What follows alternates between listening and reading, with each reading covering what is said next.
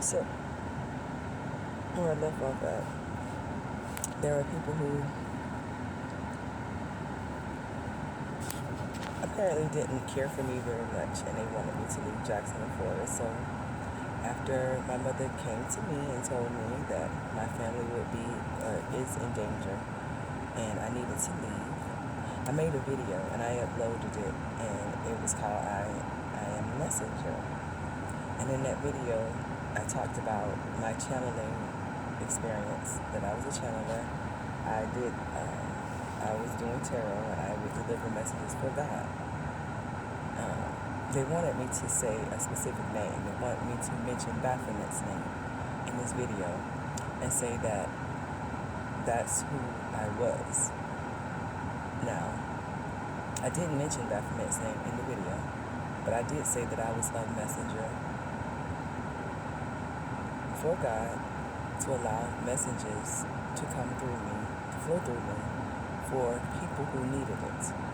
When I say people who needed it, I meant through tarot and spirits, different people who have passed over, loved ones, they want to have a message given to their loved one or something, I would do that for them. After that experience, and I was told that I had to leave my brand new apartment. I had just gotten a job at this place called SPS in Jacksonville, Florida. It was a work from home job. I went to my job that day, and at work, I experienced the weirdest thing ever. I experienced, the calls that I got were weird that day for whatever reason, and I kind of had a panic attack after being there for months and not having any issues. I had a panic attack and wasn't able to finish taking my calls for the day and had to leave early. When I returned to work, being clairvoyant, I could hear spirits. Some people can, some people can't. Some people can see spirits, some people can hear spirits. I happened to be able to hear them and see them. When I returned to work, I was told that I was going to be shot and killed if I kept coming to work. So I decided not to come to work anymore, and I stayed home for a couple of weeks. I tried to come back to work, and when I came back, I had a worse experience there. Everybody seemed to know what was going on around me but me, and I couldn't figure. Well, I knew what was happening, but I wasn't sure. So I continued to stay home. And the new apartment that I had, I loved the apartment. It was nice. It was off of, apartment was off of, it was on, what is that street? I can't remember the street it was on, but it's not too far from the Target in the Arlington area. So I stayed there, and I would take a shower, and I experienced shock. Like I was getting some type of shock treatment, almost being in like a concentration camp. And I remember being electrocuted over several times in that shower, and I remember passing out on my bed, and I don't know if I think I passed away, I don't know, for at least briefly I did. And then I got up, and that's when after that I had the conversation with myself to say, you know what, this is not for me. This is not working, this apartment is not working. I decided to leave. But when I left, I could still hear the spirits, feel the energy of the individuals who were attacking me energetically. And so I left Jacksonville, then I went down to Orlando, and then I went to Miami. And I could still hear people that were like me speak to me, say different things. And it wasn't a bad thing at first. But then it turned worse. I started hearing voices in my car, to the point I started recording the voices that I was hearing in my car. The voices were threatening, the people were threatening. They tried to get me to believe that I was crazy. That's what they wanted me to believe, I was crazy. But before I get that far, when I was a child, I was abused sexually. Um, I remember being at a church when I was a little girl, and I remember laying on the floor, and I remember them like praying over me, saying different words over me, and I don't remember the words they were saying, but I remember laying there, and I remember them fondling me at this church, and them telling me to say Jesus. So I was calling Jesus because that's the only person I knew to call at the time as a child, calling Jesus. But I remember like flopping around on the floor, flopping on the ground on the floor, and they made it seem as if they were like healing me from some type of possession that I had. And so I'm flopping around on the floor, flopping around on the floor.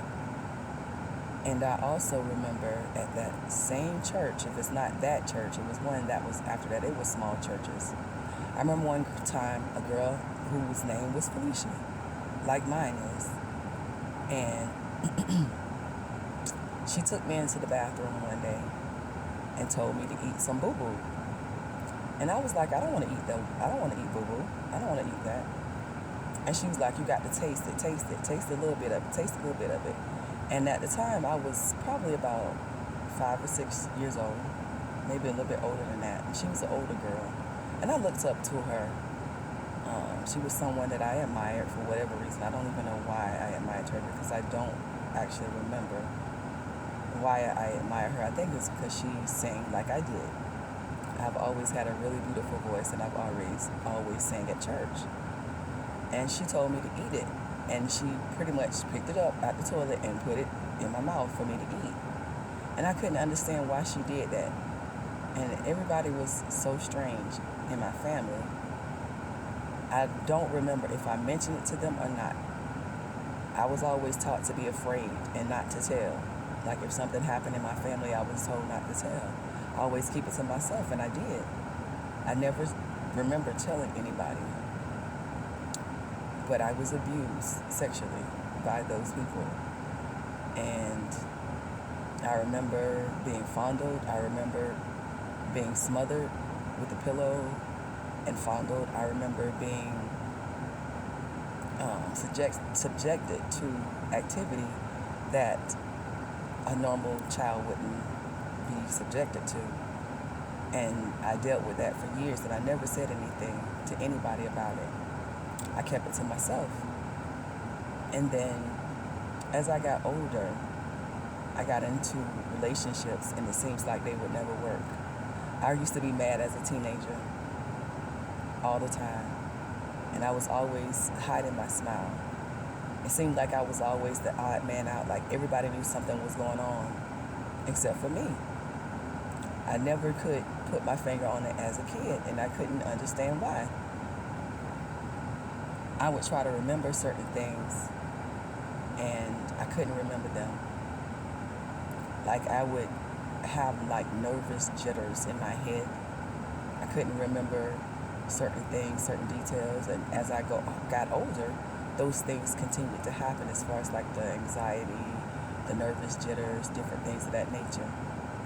And I couldn't understand why, and it didn't trouble me until I got into that apartment.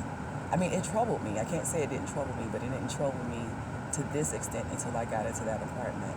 When I got into that apartment, I would take a shower, and I would be shocked in the shower. And somebody was actually doing it. And I can't remember the apartment number, but I do have it written down somewhere. And I remember, like I said, I remember passing out one day, but then I remember hearing voices in that apartment.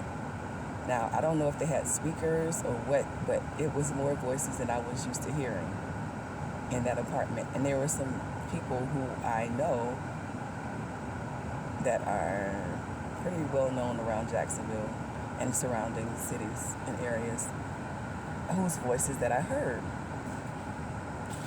So, like I said, one day she came to me and said, you know, you got to leave, you have to leave Jacksonville. So I left, went down to Miami, And when I got there, I ran out of cash because I was still being aggravated by these people who claimed to be spirits, ghosts. That's the way they came off, like they were not real people.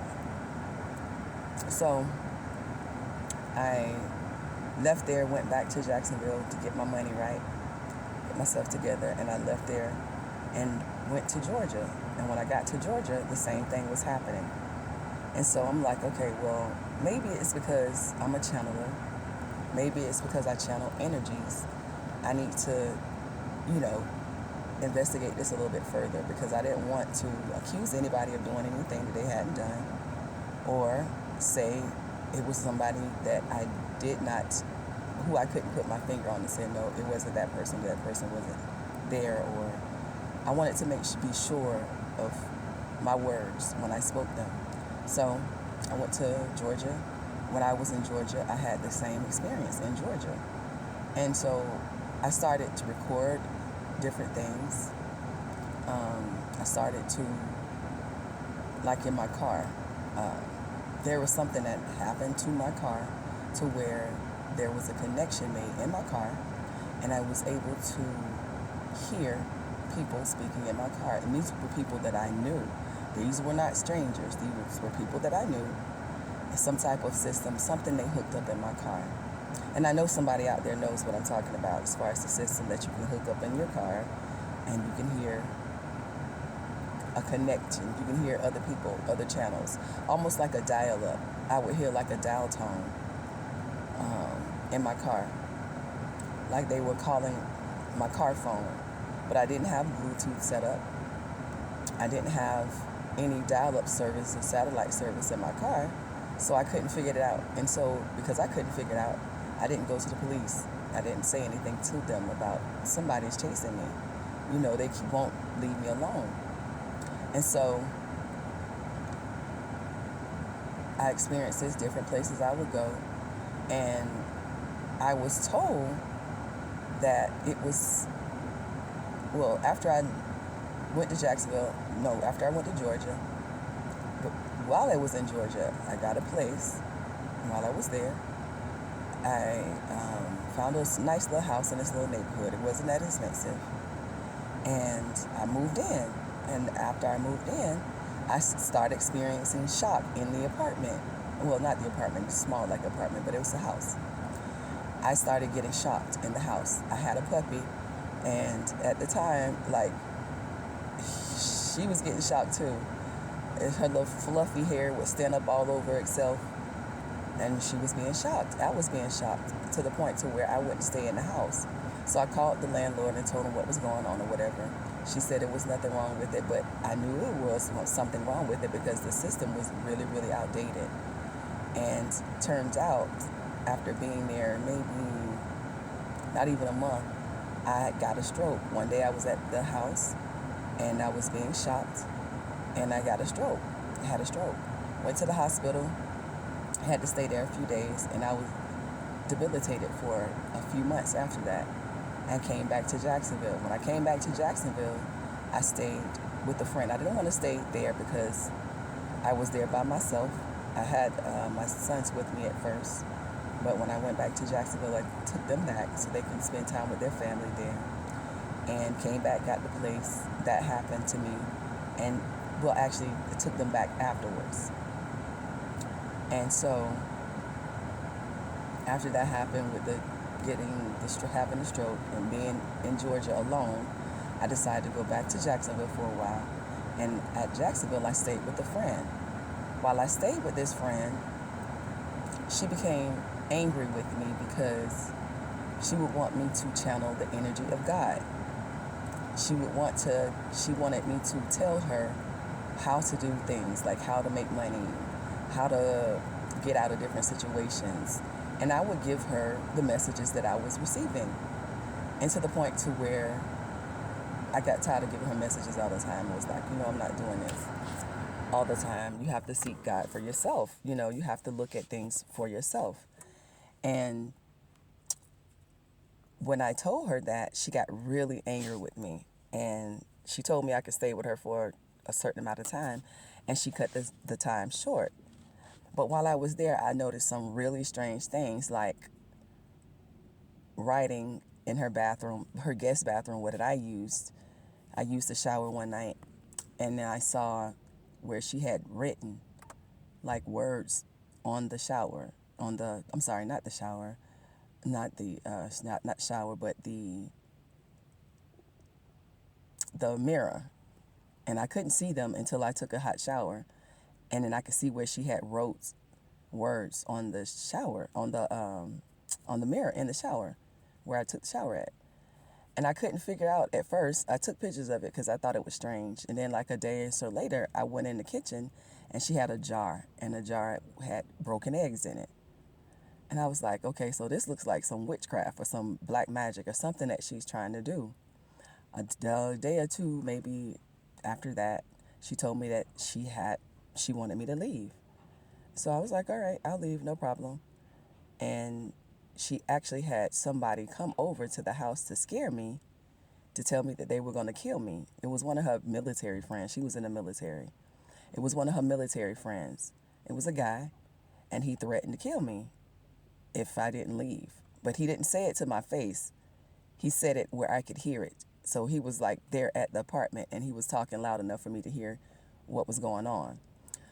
You know, how he felt about it. And she made sure that when she talked to him on the phone, she talked loud enough for me to hear him say that he was going to shoot me, he was going to kill me. So I decided, well, let me go ahead and leave, because I'm not trying to cause trouble at anybody's home. They don't want me there. They don't want me there. So I decided to leave. I left. After I left, I came back, went back to Georgia, and stayed at Georgia for a while, and had a similar experience. And I'm like, well, wait a minute, because I'm a pretty normal person, and I've lived a pretty normal life outside of the abuse that I've experienced. I've found a way to manage myself and move forward and make something of myself. Before I left Jacksonville, I opened up a salon. It had a bar in the back. It was really nice. It took some time to get it open, but once I got it open, it was nice. I only had it open for a little while. I couldn't get people to kind of patronize me. I have my own product um, that I made, and it works really well. Started a business making products, selling products, and doing hair. I've been doing hair for a long time, long years, many years. And it seems like I could not get anyone that was in Jacksonville to patronize the business.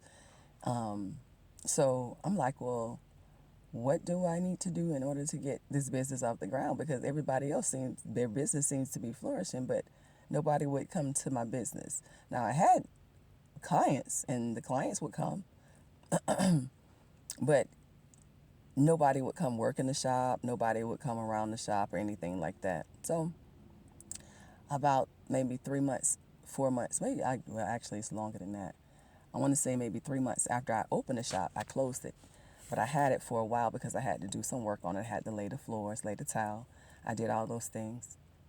And I was dating this guy at the time who was acting really strange with me.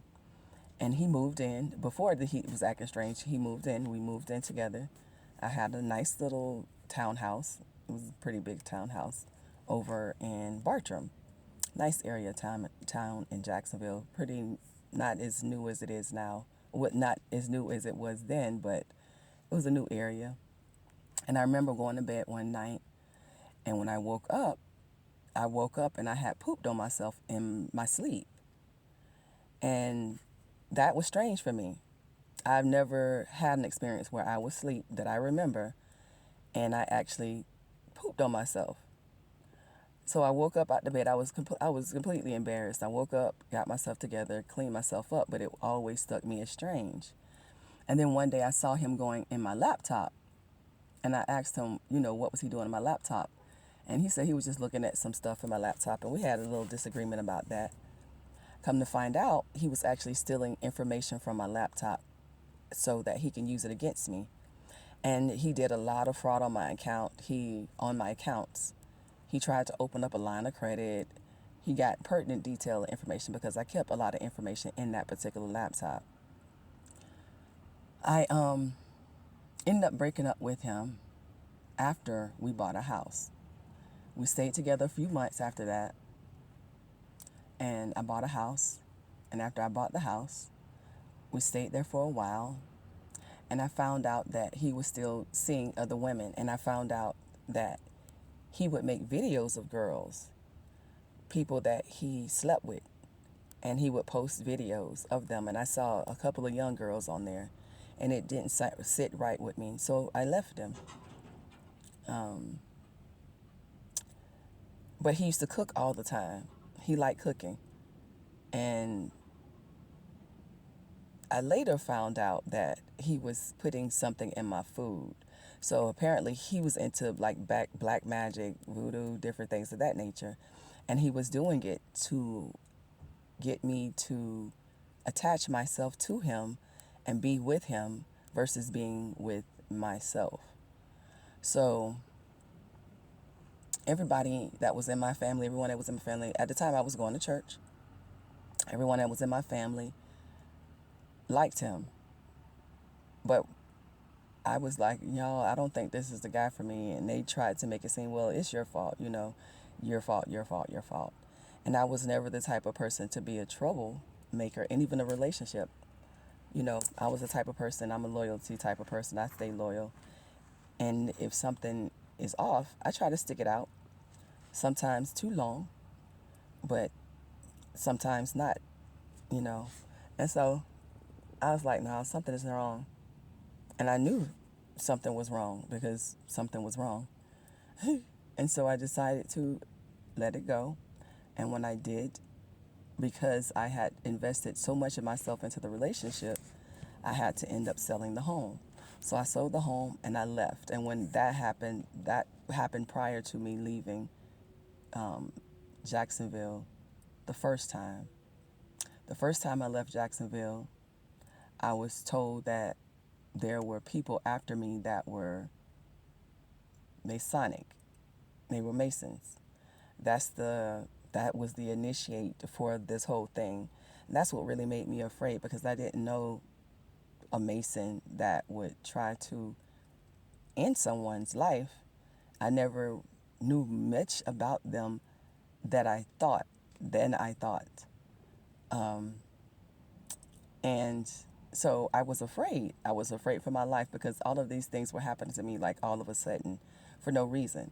Now, mind you, I had been doing what I did for quite some time, as far as like reading tarot at home, just kind of being one with myself, meditating, different things of that nature. I did all those things. And when I did all those things, I enjoyed doing them. And so I sold the house, left home, tried to find a different place to live, and I stayed gone for a while. And that happened prior to me getting the house and getting electrocuted. And after I got electrocuted, I decided that, go back to Jacksonville, do that, and then come back to Georgia. While I was in Georgia, I experienced like being in a neighborhood where everybody knew who Baphomet was. They seemed like they were Masons. I went through an initiation phase, and everything was what I thought was fine.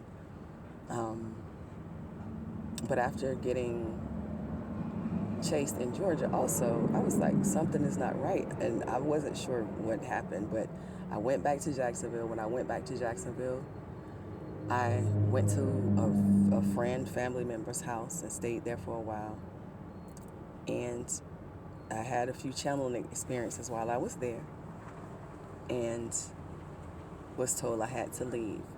But while I was there, I noticed that the people that were there were acting strange towards me, which they had never acted strange before. And I passed stool while I was there, and it was blood in it. There was a lot of blood in it, and it was stool. And I was shocked, surprised, and scared about that, because I'm a pretty healthy person. I'm a pretty healthy person, and things like that don't happen to me very often. When I left there, I was told again, you need to leave Jacksonville because nobody wants you here. So I'm gonna pause it here because this has been pretty lengthy, and I'm gonna come back with another video. I'll catch y'all later.